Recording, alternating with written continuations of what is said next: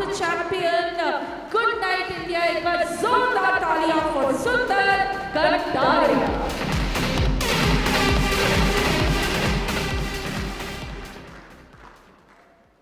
नमस्कार जी. राम राम. ये नमस्कार से ज्यादा प्रभावी था. अच्छा, मेरा लुक कैसा लग रहा है? अब एक नहीं बोले, तब तो सारे सुंदर कटार. मेरे ख्याल बिना घरवाली के आए हो भाई साहब. मैं तो ना तो सुंदर रहा, और कटार तो मेरी तभी निकल गई थी जब मेरी शादी हो गई थी. और एक बात बता दूं, ये बहुत अच्छा संचालन कर रही हैं, बहुत अच्छी एंकरिंग कर रही हैं रुचिका जी. ये लेडीज को तो वहम होता है सुंदर होने का. ये इनका जन्म सिद्ध अधिकार नहीं है. जन्म सिद्ध अधिकार है ब्यूटी पार्लर वालों का. अगर उनके अधिकार वंचित हो जाए ना, तो जितनी पीओपी इन्होंने करा रखी है ना,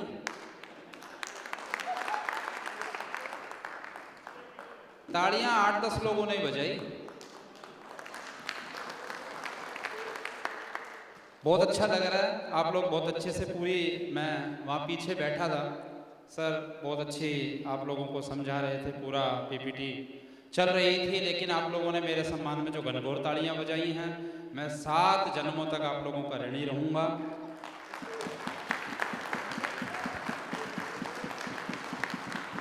अरे अरे, इतनी तालियां तो इंडिया में भी नहीं मिलती.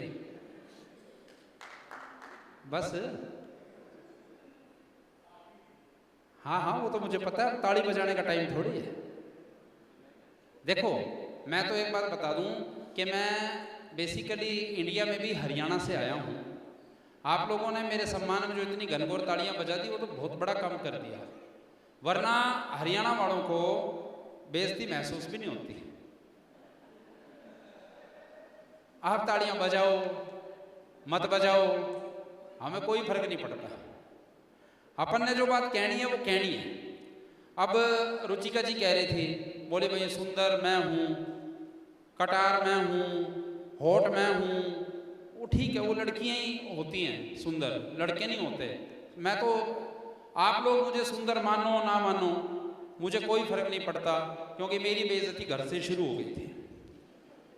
मैंने पहली बार जब सर पिताजी को कहा कि मैं लव मैरिज करूंगा, बोले बेटा तो लव मैरिज ही करियो. मैंने कहा क्यों? बोले तेरी शक्ल तो बिल्कुल बंदर जैसी है, तेरी अरेंज मैरिज होने वाली भी नहीं, तुझे लड़की वाले देखने आएंगे तो वैसे ही मना कर देंगे.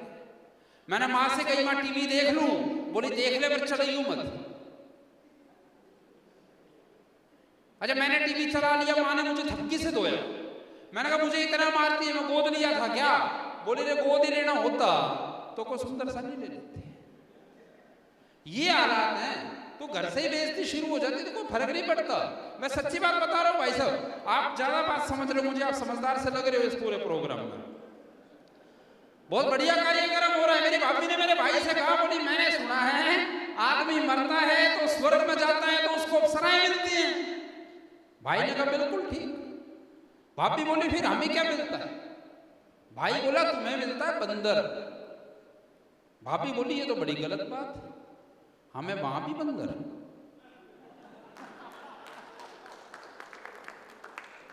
अभी आप लोगों की समझदारी धीरे धीरे खुल रही है. मैं एक बात बोल रहा हूं, शक्ल की बात कर रहा था. एक शराबी आदमी शराब पी के घर आया तो घरवाली लड़ने लगी तो शराबी बोला तू चुप हो जा, मोटी काली कलूटी दत्तो कहेगी.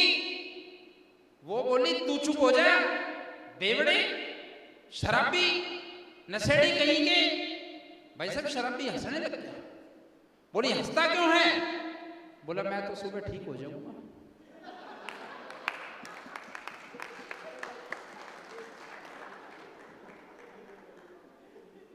तो शक्ल की बात में मुझे कोई बहुत ज्यादा फर्क नहीं पड़ता, क्योंकि मैं घर से ही बेइज्जत होकर निकलता हूं. मैं अभी जब निकला यहाँ के लिए, बैंकॉक के लिए, मैंने बढ़िया सी कमीज पहनी. घरवाली बोली कमीज तो बहुत सुंदर है. मैं चुप रहा. फिर थोड़ी देर में बोली कमीज तो कमाल लग रही है, मैं फिर चुप रहा। फिर थोड़ी देर में बोली कमीज तो जबरदस्त लग रही है। मैंने कहा तू कितना ही कह ले, मैं तेरे को साड़ी नहीं दिलाऊं? बोली ना ना, मैं तो ये कह रही हूं कमीज ही अच्छी लग रही है। ऐसे काम हो जाते हैं सर। तो इतने महान बेइज्जती होने के बाद जब मैं किसी भी कार्यक्रम में जाता हूं तो उस कार्यक्रम में रुचिका जी जैसी एंकर मुझे मिलती रहती हैं और वो मेरी ऐसी तैसी करने में लगी रहती हैं। लेकिन वाकई एक बार देखिए, अगर बहुत अच्छा कार्यक्रम हो रहा है तो इनके लिए ज़रा ज़ोरदार तालियां बजा दीजिए। बहुत अच्छी एंकरिंग कर रही हैं। और देखिए, मैं एक बात बताऊं, वैसे सच्ची बात बताऊं, रुचिका देवर बहुत शानदार एंकर हैं, बहुत अच्छी लड़की हैं। और मैं अपने बारे में बताऊं, सुंदर कटारिया मेरा नाम है। लेकिन साहब ऐसा नहीं है, कई बार गड़बड़ हमारे साथ भी हो जाती है। एक बार हमारे गांव में डाकू घुस गए थे, हमारे घर में आ गए और डाकुओं ने क्या किया, मेरी घरवाली के बंदूक लगा दी। बोला तेरे को मारूंगा। मैं खुश हो गया, मजा आ गया भाई, आज कल्याण हो जाएगा मेरा भी। बता क्या नाम है तेरा? बोले जी मेरा नाम है शकुंतला। डाकू बोला हो, शकुंतला तो मेरी बहन का नाम है, जा तुझे छोड़ दिया। कितना महान काम कर दिया।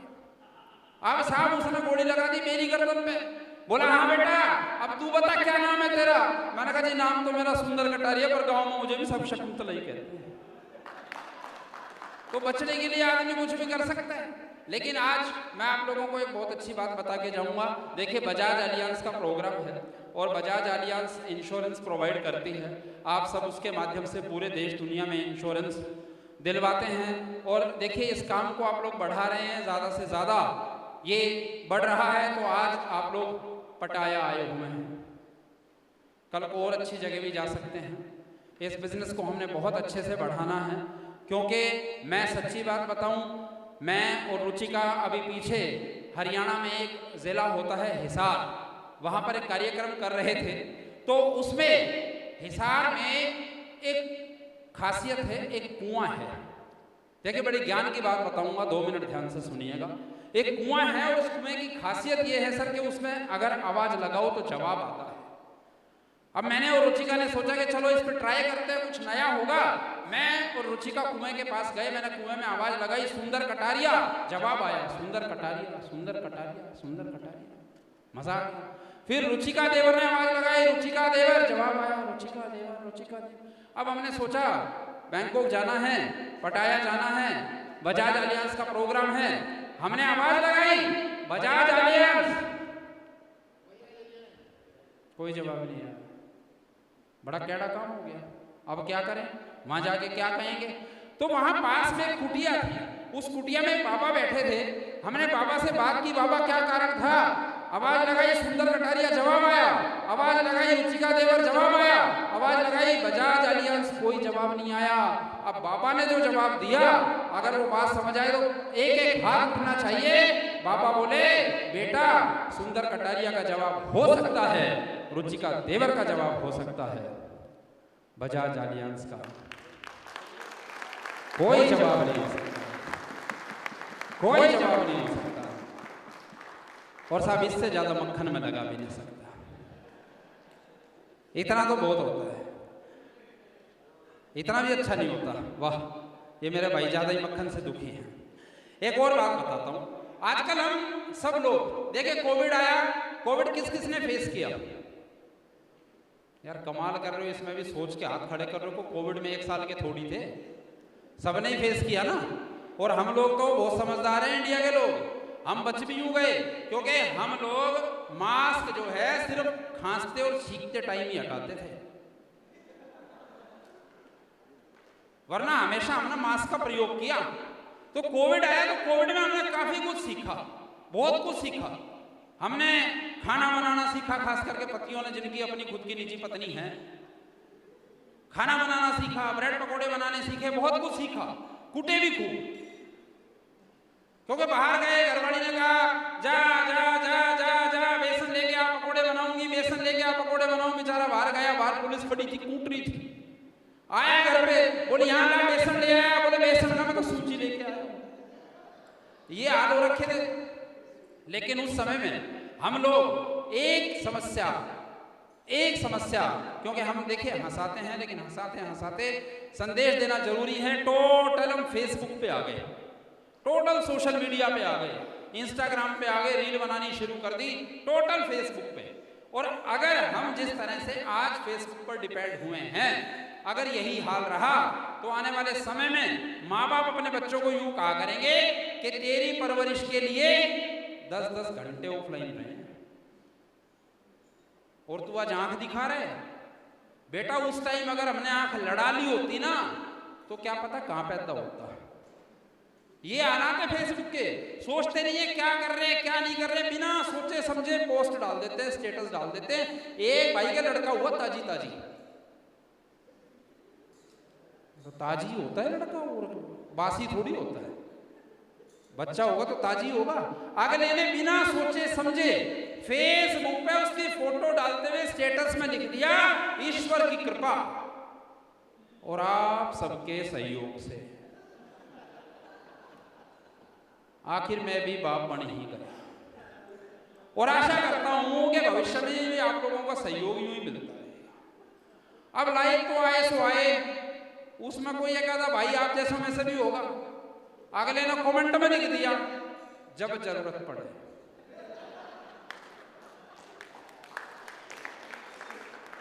भाई को याद कर लेना, भाई और भाभी की खुशी से बढ़कर हमारे लिए कुछ नहीं। ये हालात हो रखे हैं सब फेसबुक के, बहुत बुरे हालात हैं। एक और नई बीमारी बताता हूं, पूरी दुनिया में लगभग 300 करोड़ महिलाएं हैं, 300 करोड़, और फेसबुक पे 500 करोड़ है। कहां से आ गई ये? फेसबुक को अगर आधार कार्ड से लिंक कर देना तो पता लगेगा कि जिसको हम इतने दिनों से सपना चौधरी समझे बैठे थे भूरेलाल हलवाई है। क्यों? क्योंकि लड़कों ने लड़कियों की जो फेक आईडी बनाई है ना, उस पे मैं यूं कहता हूं कि हल्की सी बूंदे नहीं तूफान निकला जी। हूर समझे बैठे थे, हैवान निकला जी, और मेकअप में हकीकत को उसने छुपाया इस कदर, समझे उसे चंदा वो चंद्रभान निकला जी। ये आजकल ऐसे चंद्रभान आ गए हैं सब, टोटल ऐसे ही हो गए हैं। मैं देखिए देसी आदमी हूँ, गुड़गांव में रहता हूँ, प्रॉपर गुड़गांव का ही रहने वाला हूँ। गुड़गांव जानते होंगे आप सब लोग, नाम सुना है? कहाँ पे है?